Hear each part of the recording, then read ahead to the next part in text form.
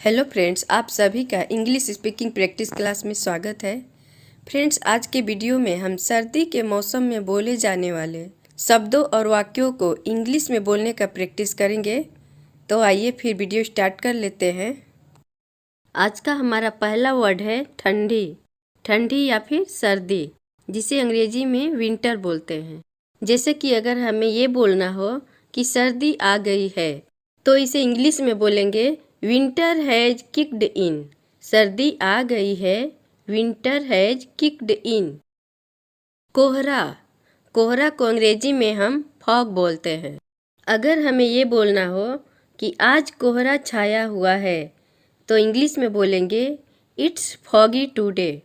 आज कोहरा छाया हुआ है, इट्स फॉगी टुडे। होठ फटना, होठ फटना को इंग्लिश में बोलते हैं चैप्ड लिप्स। अगर हमें ये बोलना हो कि सर्दियों में मेरे होठ फट जाते हैं, तो हम इसे इंग्लिश में बोलेंगे I get chapped lips in winter. सर्दियों में मेरे होठ फट जाते हैं, I get chapped lips in winter. रूखी त्वचा, इसको अंग्रेजी में हम बोलते हैं ड्राई स्किन। रूखी त्वचा को इंग्लिश में ड्राई स्किन बोलते हैं।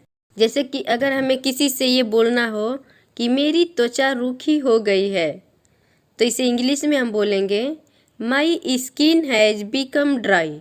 My skin has become dry. मेरी त्वचा रूखी हो गई है। जुकाम, जुकाम को अंग्रेजी में हम बोलते हैं कोल्ड। अगर हमें ये बोलना हो कि मुझे जुकाम है, तो इंग्लिश में हम बोलेंगे आई हैव ए कोल्ड। मुझे जुकाम है, आई हैव अ कोल्ड। धूप सेकना, इसको अंग्रेजी में हम बोलते हैं सन बास्किंग। धूप सेकना, सन बास्किंग। जैसे कि अगर हमें ये बोलना हो कि चलो धूप सेकते हैं, तो इंग्लिश में हम बोलेंगे लेट्स बास्क इन द सन। चलो धूप सेकते हैं, लेट्स बास्क इन द सन। खांसी, खांसी को अंग्रेजी में हम बोलते हैं कफ। खांसी, कफ। अगर हमें किसी से ये बोलना हो कि वह खांसी से परेशान है, तो इसे इंग्लिश में हम बोलेंगे ही इज सफरिंग फ्रॉम कफ। वह खांसी से परेशान है, ही इज सफरिंग फ्रॉम कफ। छींकना, छींकना को अंग्रेजी में हम बोलते हैं स्नीज। अगर हमें किसी से ये बोलना हो कि वह छींक रही थी, तो इंग्लिश में हम बोलेंगे सी वाज स्नीजिंग।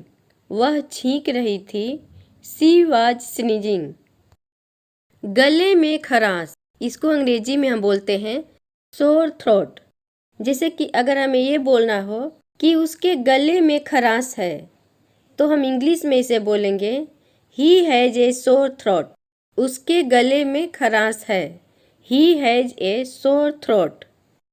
बर्फ गिरना, बर्फ गिरने को अंग्रेजी में हम बोलते हैं स्नोफॉल। जैसे कि हमें ये बोलना हो कि यहाँ बर्फ गिर रही है, तो इसे अंग्रेजी में हम बोलेंगे इट्स स्नोइंग हेयर। यहाँ बर्फ गिर रही है, इट्स स्नोइंग हेयर। शीतलहर, शीतलहर को अंग्रेजी में हम बोलते हैं कोल्ड वेव। शीतलहर को इंग्लिश में कोल्ड वेव बोलते हैं। जैसे कि हमें ये बोलना हो कि शीतलहर से ठंड बढ़ गई है, तो इसको इंग्लिश में हम बोलेंगे the cold has increased due to cold wave. शीतलहर से ठंड बढ़ गई है, the cold has increased due to cold wave. कांपना या फिर ठिठुरना, इसकी अंग्रेजी होती है शिवर। कांपना को अंग्रेजी में हम बोलते हैं शिवर। अगर हमें ये बोलना हो कि वह ठंड से कांप रहा है, तो इसे इंग्लिश में हम बोलेंगे he is shivering with cold. वह ठंड से कांप रहा है, he is shivering with cold. जमना, जैसे कि बर्फ जम जाता है, तो उसे हम अंग्रेजी में बोलते हैं फ्रीज।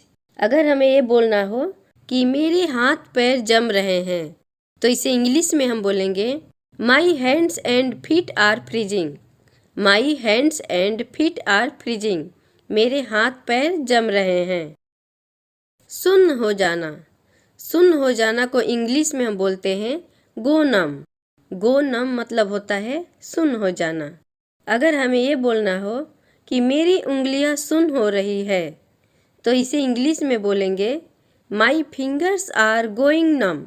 मेरी उंगलियां सुन्न हो रही है, माई फिंगर्स आर गोइंग नम।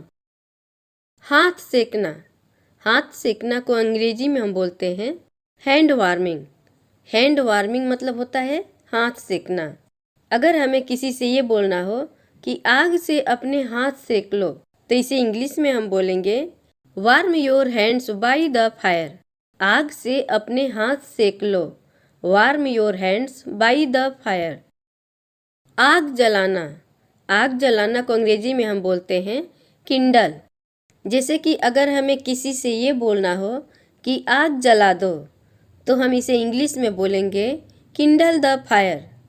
आग जला दो, किंडल द फायर। दांत किटकिटाना, दांत किटकिटाना को अंग्रेजी में हम बोलते हैं चैटर। दांत किटकिटाना, चैटर। अगर हमें ये बोलना हो कि मेरे दांत किटकिटा रहे थे, तो हम इंग्लिश में इसे बोलेंगे माई टीथ वेयर चैटरिंग।